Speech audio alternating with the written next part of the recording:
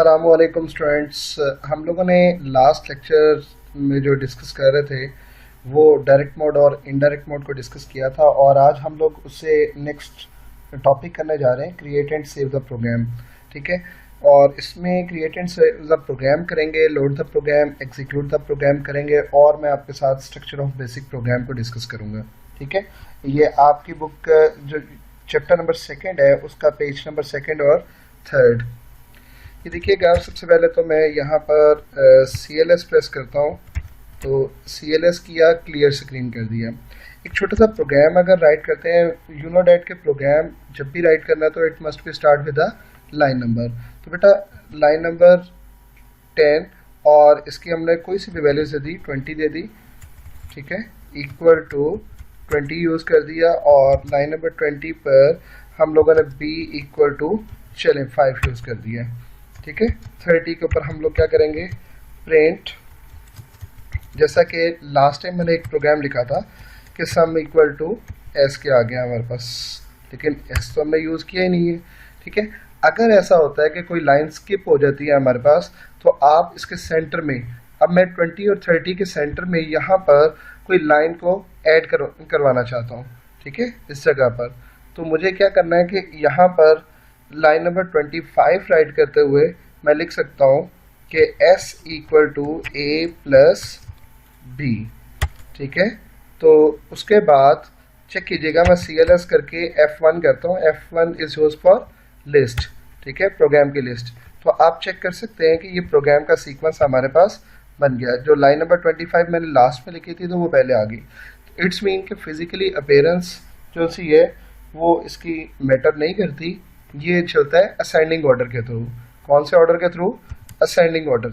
ठीक है, it's mean smaller to larger line number. ठीक है, ये हमारे पास स्मॉलर लाइन नंबर से लार्जर लाइन नंबर्स की तरफ चलेगा।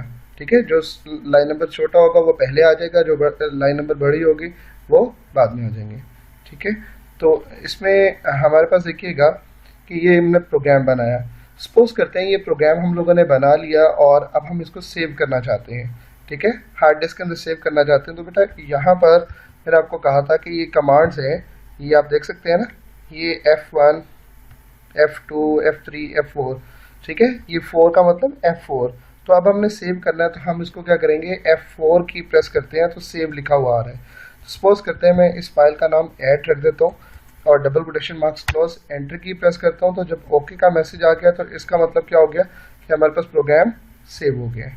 ठीक है, तो सेव कहाँ पर होगा? जहाँ पर आपकी GW बेसिक की फाइल पड़ी होगी। ये चेक कीजिएगा ज़रा, यहाँ पर मेरे पास GW बेसिक की फाइल थी और ये हमारे पास प्रोग्राम की फाइल का नेम है add.bs, जो अभी मैंने रखी है। ठीक है, BS एक्सटेंशन है बेसिक की। ठीक है, बेसिक में जो भी प्रोग्राम बनाएंगे उसकी एक्सटेंशन .bs होगी। अब देखिए ज़रा प्रोग्राम को हम लोग देखते हैं कि ये तो प्रोग्राम बना लिया और मैंने इसको क्लियर कर दिया, और इवन मैं इसको बंद कर देता हूँ सिस्टम कमांड के थ्रू। तो अब मेरे पास GW बेसिक क्लोज हो चुका है। तो मुझे दोबारा GW बेसिक को ओपन करना है। मैं जब ओपन करूँगा और F1 की प्रेस करूँगा तो मेरे पास कुछ भी डिस्प्ले नहीं होगा। वो कहता है जी मेरे पास तो कोई प्रोग्राम ही नहीं है। ठीक है, ये देखें ना, F1 किया, कोई भी चीज़ डिस्प्ले नहीं हो रही। सेम उसी तरह से जैसे कोई मीडिया प्लेयर या कोई चीज़ आपने चलाई है और दोबारा से आप लोग ऑन करते हो तो फाइल को लोड करवाना पड़ता है। तो लोड करवाने के लिए हमारे पास शॉर्टकट की है F3। तो बेटा F3 लिखा और फाइल का नाम क्या था, ऐड लिखने के बाद जैसे मैं एंटर की प्रेस करता हूँ तो ओके का मैसेज आ जाएगा। इसका मतलब फाइल कहाँ पर आ चुकी है। कि जब ओके का मैसेज आपके सामने आ रहा है ना, तो इसका मतलब ये हुआ कि आपके पास 3 चीज़ें हमारे अवेलेबल हैं। एक है आपके पास हार्ड डिस्क। ठीक है, हार्ड डिस्क, और एक आपके पास है यहाँ पर मेमोरी, इसको मैं मेमोरी कह देता हूँ। और तीसरी चीज़ों से आपके पास वो है कौन सी, CPU। ठीक है, जिसने प्रोसेसर। ठीक है, इसने क्या करना है, प्रोसेस करना है। चले मैं इन शॉर्ट अगर इसको CPU राइट कर देता हूँ तो बेटा जी यहाँ पर एक्चुअली हो क्या रहा है कि जब हमने लोड किया तो लोड करने का मतलब ये था कि ये फाइल जो सी थी हमारे पास, वो हार्ड डिस्क से कहाँ पर आ चुकी है बेटा, वो कहाँ पर आ चुकी है हमारे पास, हार्ड डिस्क से मेमोरी तक चले गई है। तो इसका मतलब इसलिए मैसेज कौन सा आ रहा था हमारे पास, ओके का मैसेज आ रहा था। क्लियर होगी बात। और जब हम इसको एग्जीक्यूट करेंगे, ठीक है, मैं अगर F2 की प्रेस करूँगा तो इसका मतलब ये फाइल मेमोरी से कहाँ पर चले जाएगी, CPU में चले जाएगी। ठीक है, तो फिर एग्जीक्यूट हो जाएगी। अब देखिएगा ज़रा कि अगर मैं इसको रन करता हूँ, ठीक है, तो ये मेरे पास एग्जीक्यूट 25 आ गया। इवन मैं अब इसकी लिस्ट भी चेक कर सकता हूँ F1 की प्रेस करते हुए। ठीक है, ये तो था हमारे पास लोड। लोड का काम क्या होता है, लोड की डेफिनेशन क्या होती है, load the program refers to bring it into the memory from the secondary storage device. Secondary storage device hard disk, floppy disk और इस तरह की चीज़ें होती हैं। ठीक है जी, लोड करना आ गया। एग्जीक्यूट कौन सी कमांड से किया जाता है, F2 से किया जाता है, या फिर हम लोग क्या टाइप करते हैं, रन टाइप करते हैं। ठीक है, एग्जीक्यूट का मतलब होता है जो मेमोरी से CPU तक लेके जाना। क्लियर होगी बात। अब देखिएगा ज़रा, अब हम स्ट्रक्चर ऑफ बेसिक प्रोग्राम की बात करते हैं। तो बेटा जी, हमारे पास स्ट्रक्चर ऑफ बेसिक प्रोग्राम की अगर हम लोग बात करें तो program it must be start with the line numbers. किससे स्टार्ट होना चाहिए, लाइन नंबर से। और वो आप देख सकते हैं कि ये हम लोगों ने ये लाइन नंबर्स यहाँ पर इस्तेमाल किए हुए हैं। ठीक है, और सेकेंडली हमारे पास क्या है कि इसमें एंड स्टेटमेंट का इस्तेमाल करना। ठीक है, आप देख सकते हैं यहाँ पर एंड का यूज़ नहीं किया गया, लेकिन वो कहते हैं कि एंड का यूज़ करना हमारे पास क्या है, ऑप्शनल है, इट इज़ नॉट मैंडेटरी। ठीक है, वर्ड लिखा गया है, नॉट मैंडेटरी का मतलब क्या है कि ज़रूरी नहीं है। ठीक है, थर्ड हमारे पास ऐसा पॉइंट है, रिपीटेशन ऑफ लाइन नंबर्स। बेटा देखिएगा यहाँ पर कोई लाइन रिपीट तो नहीं हो रही, 10 20 30, ए की वैल्यूज़ क्या है, 20 है। अगर मैं लिखता हूँ एक और नीचे लाइन नंबर 10 यूज़ कर देता हूँ और लिख देता हूँ कि लाइन नंबर 10 पर C = 50, ठीक है, तो फिर मुझे बताइएगा ज़रा इसका आउटपुट क्या आएगी। चेक कीजिएगा, मैं यहाँ पर अगर इसको टाइप करता हूँ, ठीक है, और मैं लिख देता हूँ लाइन नंबर 10 C = 50। बेटा जी, अब लाइन नंबर 10 रिपीट हो चुकी है। अगर आप थोड़ा सा नोट करें तो मैं इसकी आउटपुट भी आपको चेक करवाता हूँ। तो आउटपुट मेरे पास क्या आ रही है, 5 आ रही है।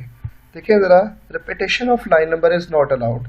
लाइन नंबर 10 की वैल्यूज़ थी A = 20, मैंने दोबारा से जब 10 यूज़ किया और लिख दिया C = 50, इट्स मीन कि ये वाली ख़त्म हो चुकी है, ये हमारे पास क्या होगी, ये लाइन का डाटा ख़त्म हो गया है। ठीक है, और इस वाली लाइन का डाटा उसकी जगह पर रिप्लेस हो गया है।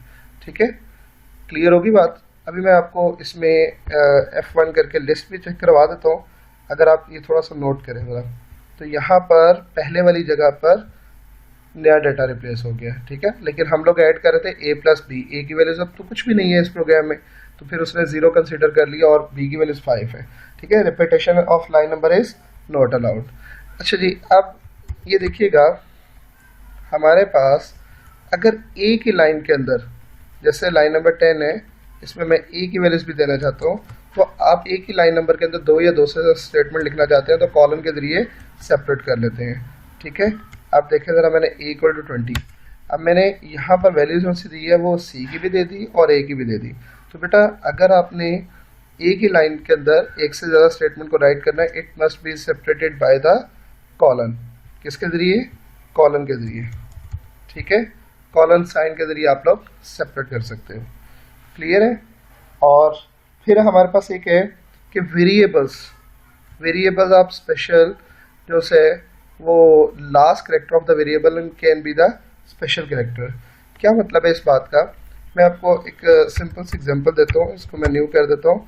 देखिएगा, लाइन नंबर 10 पर अगर मैं लिखता हूँ A परसेंटेज का साइन, परसेंटेज का साइन और इक्वल टू मैं कहता हूँ कि 3.14, ठीक है, और 20 के ऊपर मैं इसको प्रिंट करवाता हूँ कि प्रिंट आपने क्या कर देना है, A परसेंटेज का साइन।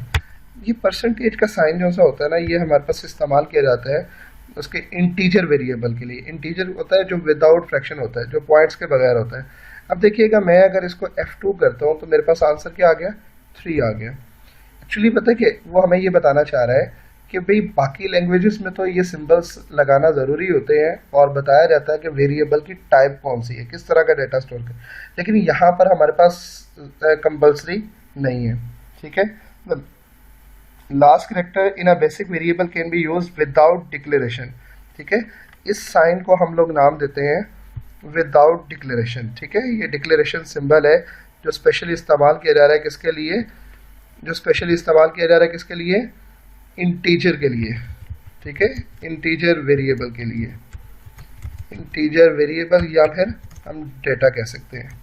ठीक है, इसके लिए इस्तेमाल किया जा रहा है डिक्लेरेशन सिंबल।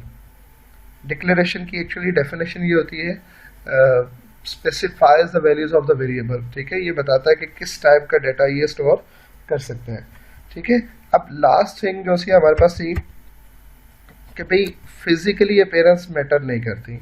अगर मुझे लाइन नंबर 10 और 20 के दरमियान में एक लाइन नंबर 15 भी लिखनी है तो कोई बात नहीं, मैं लास्ट में भी लिख सकता हूँ। मैं लाइन नंबर 15 पे कहता हूँ कि b इक्वल टू 30 कह देता हूँ, और फिर लाइन नंबर 17 पर एक मैं कह देता हूँ कि s equal to a plus b।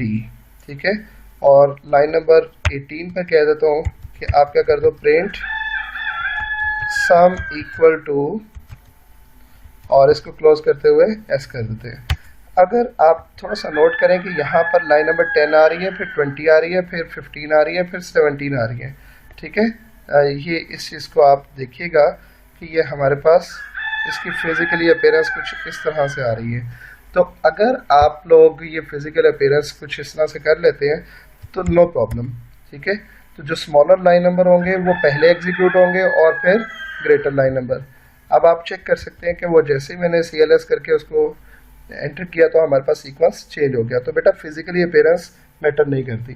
ठीक है बेटा, एक चीज़ मैं और बता दूं कि ये लाइन नंबर 0, 1, 2, 3, 4, 5 भी हो सकते हैं, कोई इशू नहीं है। हमारी बुक में जो सी रेंज बताई गई है वो ज़ीरो से लेकर कहाँ तक है, 0 to 65529 तक, 65529। ठीक है, ये हमारे पास लाइन नंबर 0, 1, 2, 3 भी यूज़ किया जा सकता है instead of 10, 15, 17, 18 and so on. Okay बेटा, तो ये फर्स्ट 2 पेजेस आप लोग जो से सेकंड और थर्ड पेजेस आप लोग रीड कर लीजिएगा। ये उसको मैंने अभी आपके सामने एक्सप्लेन किया है। ठीक है, कोई प्रॉब्लम होगा तो आप लोग कमेंट के अंदर राइट करते हुए पूछ सकते हैं। अपना ख्याल रखिएगा। अल्लाह हाफिज़।